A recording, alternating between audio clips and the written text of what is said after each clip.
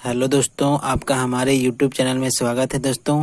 तो दोस्तों, हमने देख लिया था कि उत्तर वैदिक काल और वैदिक काल के बारे में पढ़ लिया था कि उसमें किस किस बात की जानकारियाँ दी गई है।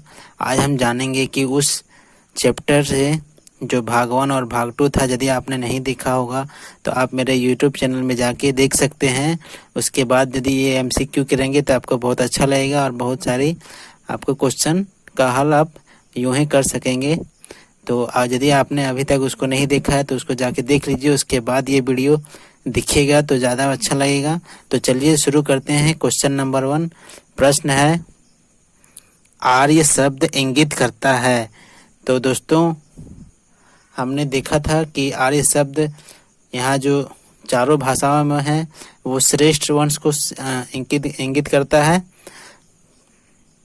तो इसका आंसर हो जाएगा आंसर डी। क्वेश्चन नंबर दूसरा देखते हैं कि क्लासिकीय संस्कृति में आर्य शब्द का क्या अर्थ है। तो इसके बारे में हम पिछले क्लास में ही बता चुके थे। तो इसके कई आर्य का अर्थ जो है कई रूपों में था, तो उसमें से इसमें जो है वो इसमें डी आंसर हो जाएगा, एक उत्तम व्यक्ति। अब तीसरे नंबर पे आते हैं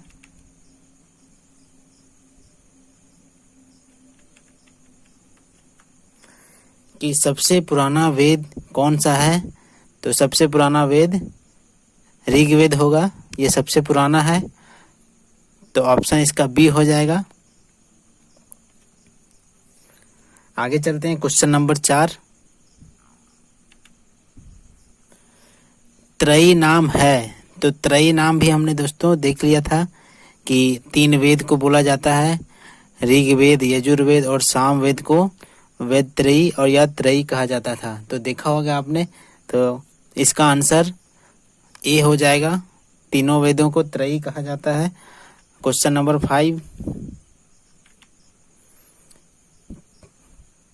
किस वैदिक ग्रंथ में वर्ण शब्द का सर्वप्रथम नाम उल्लेख मिलता है। तो इसका भी आंसर हम बता सकते हैं आसानी से, यदि मेरा वीडियो देख चुके होंगे आप तो इसका आंसर हो जाएगा ऋग्वेद। दोस्तों, जिन्होंने अभी तक वीडियो नहीं देखा है वैदिक काल और उत्तर वैदिक काल, वो देख लें। उसके बाद यहाँ से क्वेश्चन आपको बहुत आसानी से बन जाएंगे और उसका आंसर भी आप अच्छे से दे पाएंगे। क्वेश्चन नंबर अगला है कि वर्ण व्यवस्था से संबंधित पुरुष सूक्त में मूलतः पाया जाता है। तो कहाँ पाया जाता है। तो ऋग्वेद में पाया जाता है दोस्तों। और यहाँ पे आप देख सकते हैं कि कौन सा क्वेश्चन कौन से एग्जाम में पूछा गया है। तो हमने जितना भी बताया है लगभग में से 70-80% उसी में से क्वेश्चन देखने को मिल रहा है। चलिए आगे देखते हैं। आगे बोल रहा है कि सुमेलित कीजिए। तो ए में दिया है अथर्ववेद और पहला है ईश्वर महिमा। ऋग्वेद है दूसरा में बलिदान विधि। सी में है यजुर्वेद औषधियों से संबंधित और डी में है सामवेद। तो हम लोग ने यहाँ पढ़ा था कि जो अथर्ववेद है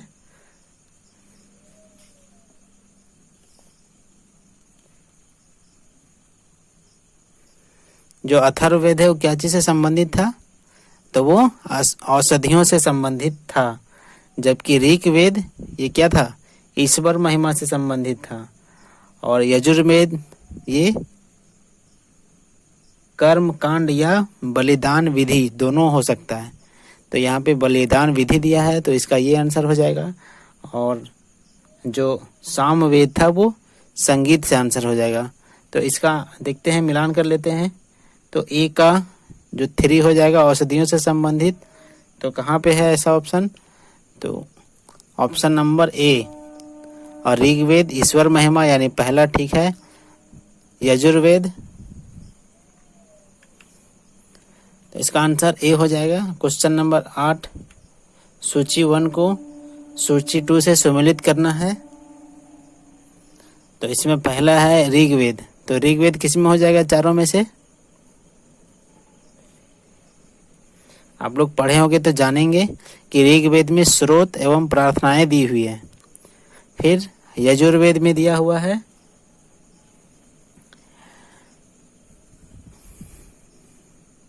स्रोत एवं कर्मकांड, यानी बी का दूसरा ही हो जाएगा। सी का हो जाएगा सामवेद का संगीतमय स्रोत, और अथर्ववेद का हो जाएगा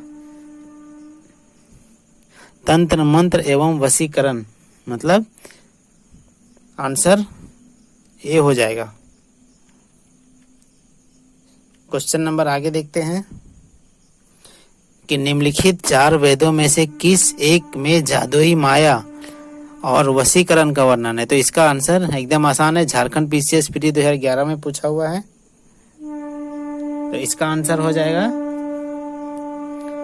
Atharvaveda.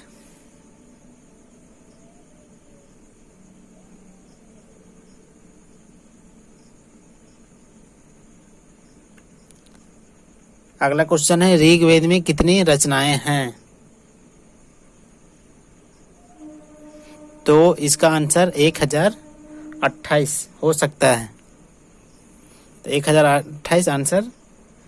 Question number 11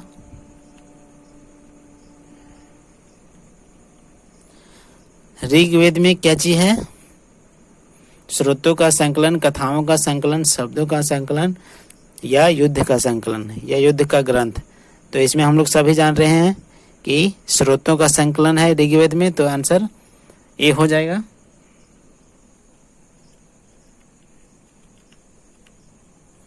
question number 12 आते हैं, देखते हैं क्या बोल रहा है कि इसमें भी सूची 1 को सूची 2 से मिलाना है। तो यहाँ पे ऋग्वेद, तो ऋग्वेद का क्या हो जाएगा ऐत्रेय ब्राह्मण। तो ऋग्वेद का 3rd नंबर ऑप्शन सी में दिया हुआ है, सिर्फ 3rd नंबर। फिर अगला देखते हैं सामवेद, सामवेद का पंचविश होगा। अथर्ववेद, अथर्ववेद का क्या होगा गौपथ होगा। और लास्ट जो है यजुर्वेद, उसका हो जाएगा शतपथ।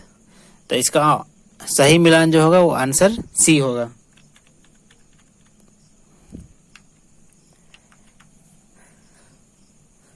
निम्नलिखित में से कौन सा ब्राह्मण ग्रंथ ऋग्वेद से संबंधित नहीं है। तो ये ऐत्रेय ब्राह्मण हो जाएगा इसका आंसर। क्वेश्चन नंबर 14 देखते हैं। गौपथ ब्राह्मण संबंधित है, तो अभी हमने देखा था किससे संबंधित था, अथर्ववेद से संबंधित था। उसके आगे देखते हैं 15 नंबर क्वेश्चन। ऋग्वेद का कौन सा मंडल पूर्णतः सोम को समर्पित है। तो इसका भी हमको आंसर हो जाएगा इसका सी 9वां मंडल, क्योंकि हमने ये सब अपने जो पहले का वीडियो है उसमें हम बता चुके हैं। आप लोग यदि नहीं देखते हैं तो मैं बार बार बोल रहा हूँ, देख लीजिए, उसके बाद आसानी होगा, उसको आपको भी अच्छा लगेगा और यहाँ भी आप फटाफट आंसर दे सकते हैं। ऋग्वेद में संहिता को 9वां मंडल पूर्णतः किसको समर्पित किया गया है। तो अभी हमने उस 15 नंबर में देखा कि सोम को समर्पित है, तो इसका आंसर हो जाएगा डी। क्वेश्चन नंबर 17 आते हैं।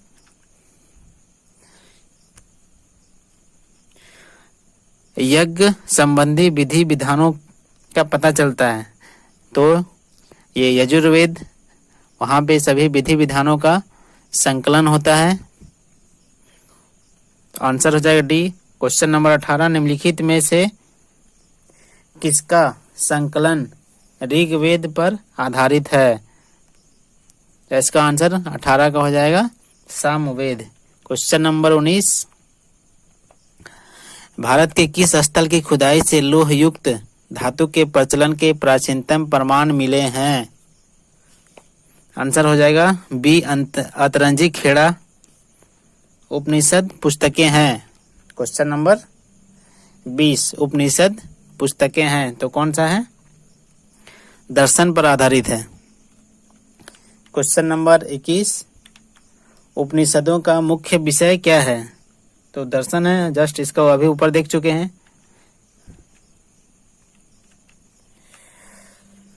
निम्नलिखित में से किस एक वैदिक साहित्य में मोक्ष की चर्चा मिलती है। तो मोक्ष की चर्चा जो मिलती है वो उपनिषद में मिलती है। तो आंसर हो जाएगा डी। क्वेश्चन नंबर 23, अध्यात्म ज्ञान के विषय में नचिकेता और यम का संवाद किस उपनिषद में प्राप्त होता है? इसको हम बहुत अच्छे तरीके से समझाए थे। और देखिए दोस्तों, ये कितने बार एग्जाम में पूछा है, तो आप देख चुके हैं। तो इसका आंसर हो जाएगा कठोपनिषद। उसमें नचिकेत और यम दोनों के बीच में संवाद होते हुए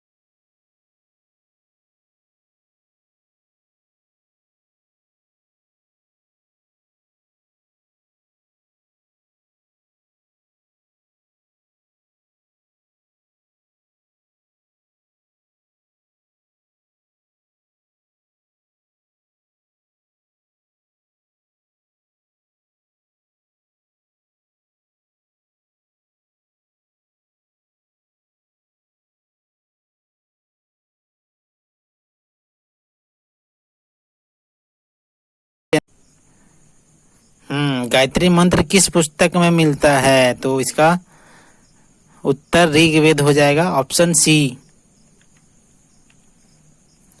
गायत्री मंत्र के नाम से प्रसिद्ध मंत्र सर्वप्रथम किस ग्रंथ में मिलता है? ऋग्वेद ग्रंथ। गायत्री मंत्र की रचना किसने की थी? विश्वामित्र।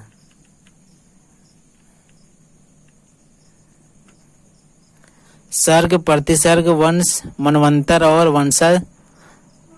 वंशानुचरित संकेतक क्या है? पुराणों के संकेत हैं। 74 पुराणों की संख्या कितनी है? 18 है, सब जान रहे हैं, बहुत दिनों से पढ़ते आ रहे हैं। 75 श्रीमद् भगवत गीता मौलिक रूप से किस भाषा में लिखी गई है? तो इसका संस्कृत भाषा। महाभारत मूलतः किस रूप में जानी जाती है? तो महाभारत को जय संहिता भी बोला जाता है। तो यहाँ देखिए, महाभारत के जब 88 से श्लोक थे, इसको जय संहिता बोला जाता है। जब इसमें 24,000 हुए श्लोक, तब इसको भारत कहा जाता था। और जब इसमें 1 लाख से पार श्लोक हो गए तो महाभारत कहा जाने लगा। 77 सप्तसहस्री संहिता उपनाम निम्नलिखित में से किस ग्रंथ का है? तो ये है महाभारत, उसको ये भी बोला जाता है।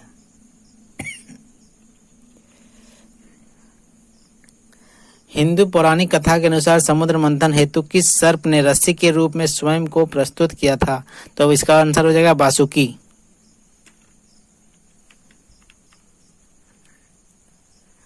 किस काल में अछूत की अवधारणा स्पष्ट रूप से उद्धृत हुई थी? तो धर्म शास्त्र के समय ये भावना जागृत हुई थी। तो दोस्तों आगे चलते हैं। सत्यमेव जयते किस उपनिषद से लिया गया है? तो ये हो जाएगा मुंडको उपनिषद।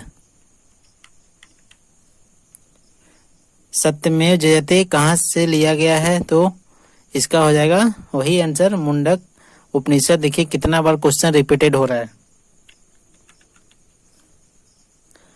भारतीय प्रतीक पर उत्कीर्ण सत्यमेव जयते कहाँ से लेगा? मुंडको उपनिषद हो जाएगा। तमसो माँ ज्योतिर्गमय कथन है, मूलतः किसका है? तो उपनिषद का है। किस उपनिषद का शाब्दिक अर्थ सफेद घोड़ा है? तो इसमें से कोई नहीं होगा। तो देखते हैं इसका डिटेल। विकल्प में दिए गए किसी उपनिषद का तात्पर्य दिए गए घोड़ा से नहीं है। श्वेताश्वर उपनिषद का अर्थ सफेद घोड़े द्वारा ढोया गया है। सत्यकाम जबाल की कथा जो अनब्याही मां होने के लांछन को चुनौती देती है, किसमें उल्लेखित है? तो छांदोग्य उपनिषद में उल्लेख है इसका। 86 है ऋग्वेद की मूल लिपि क्या थी? तो इसके सब जान रहे हैं कि ब्राह्मणी लिपि थी, ब्राह्मी। 87 वैदिक कर्म कांड में होता का संबंध किससे है? ऋग्वेद से संबंध है होता।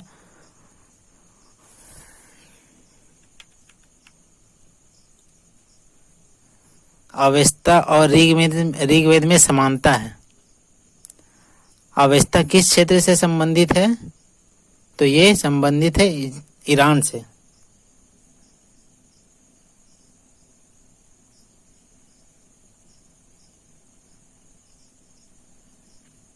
अब आपको और क्लियर दिख रहा होगा।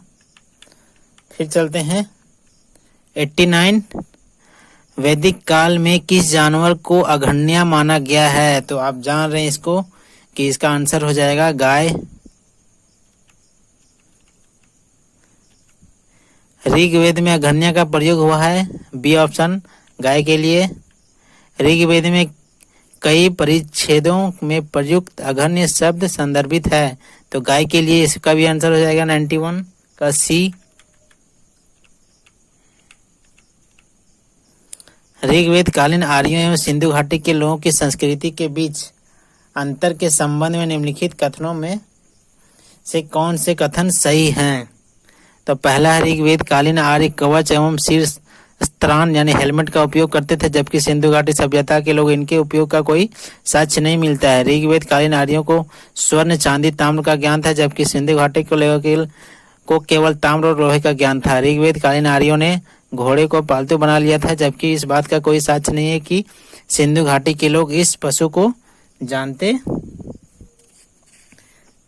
भी थे। तो इसका आंसर क्या हो जाएगा? ऑप्शन ए हो जाएगा, सिर्फ पहला सही है। आप यहाँ पे इसका विस्तार पूर्वक देख सकते हैं। ऋग्वैदिक काल में के प्रारंभ में निम्नलिखित में से किसे महत्वपूर्ण मूल्यवान संपत्ति समझा जाता है? तो क्या होगा? गाय को ही समझा जाता था, उसी से गणना होती थी या उसी से पता चलता था कौन अमीर है या गरीब है। 94 सूची 1 को सूची 2 से सम्मिलित करना है। तो यहाँ पे हो जाएगा सिंधु घाटी सभ्यता नगरीय से हो जाएगा, तो पहला का 4 होगा। फिर उत्तर वैदिक समाज हो जाएगा, कृषक ऋग्वैदिक समाज हो जाएगा। किसमें हो जाएगा बोलिए? चारागाह में हो जाएगा। और मध्यकाल होगा जमींदारी, तो इसका ऑप्शन डी होगा। ए का 4, बी का 3, सी का 1, डी का 2। ऑप्शन डी होगा। प्राचीन भारतीय समाज के प्रसंग में निम्नलिखित शब्दों में से कौन सा शब्द शेष 3 के वर्ग का नहीं है? तो यहाँ पे हो जाएगा ऑप्शन सी, कोष।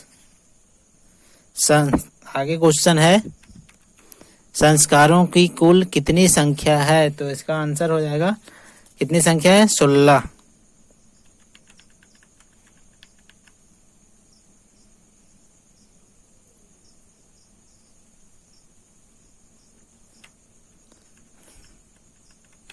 दोस्तों यहाँ लास्ट क्वेश्चन है 97 कि जीविका उपार्जन हेतु वेद वेदांग पढ़ाने वाला अध्यापक क्या कहलाता है? तो इसका उपाध्याय हो जाएगा।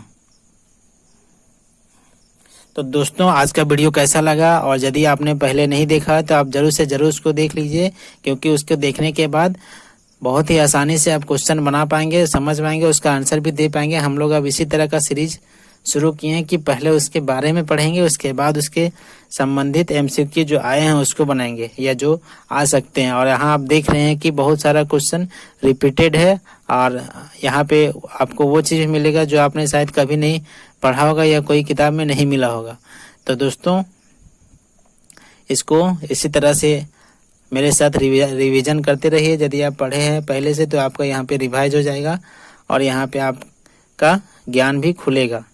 तो चैनल को सब्सक्राइब करें, शेयर करें, ताकि और आपको ऐसे वीडियो मिलते रहे, और बेल आइकन को दबा दें। दोस्तों धन्यवाद।